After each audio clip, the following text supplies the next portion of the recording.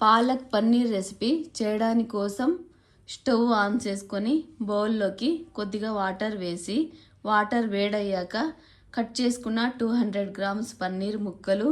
అర్ధ spoon salt పొడి వేసి ఒక ఉడుకు రాగానే స్టవ్ ఆఫ్ చేసుకొని చల్లారే వరకు పక్కన పెట్టి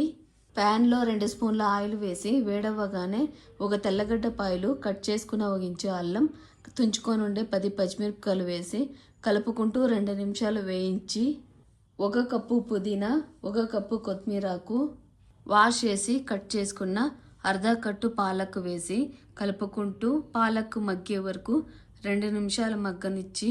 స్టవ్ ఆఫ్ చేసుకొని చల్లారినాక మిక్సీ జార్లో వేసి నైస్గా రుబ్బుకొని కొద్దిగా ఆయిల్ వేసి వేడవ్వగానే అర్ధ స్పూన్ జీలకర్ర,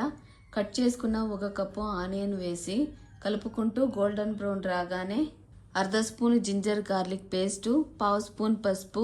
1 స్పూన్ కస్తూరి మెంతి వేసి కలుపుకుంటూ 1 నిమిషం వేయించి రుబ్బుకున్న పాలకు అర్ధ స్పూన్ కారం పొడి, 1 స్పూన్ ధనియాల పొడి, అర్ధ స్పూన్ సాల్ట్ పొడి వేసి స్లో ఫ్లేమ్లో కలుపుకుంటూ ఉడుకుతూ ఉండగా మిక్సీ జార్లోకి 1 కప్పు కట్ చేసుకున్న టమాటో వేసి నైస్గా రుబ్బి ఉడుకుతున్న పాలకులో వేసుకొని మిక్స్ చేసుకొని స్లో ఫ్లేమ్లో పెట్టి అదే జార్లోకి కట్ చేసుకున్న 1 కప్పు కొబ్బరి ముక్కలు, కొద్దిగా వాటర్ వేసుకొని నైస్గా రుబ్బి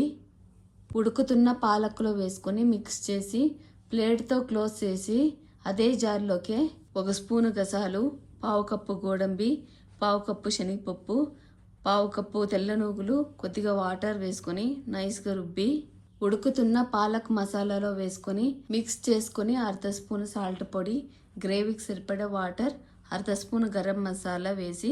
అంతా కలిసేలాగా మిక్స్ చేసుకొని మూత పెట్టి మీడియం ఫ్లేమ్ మీద 2-3 మినిట్స్ ఉడకనిచ్చి చల్లారబెట్టుకున్న పన్నీరు వేసి అంతా బాగా కలిసేలాగా మిక్స్ చేసుకొని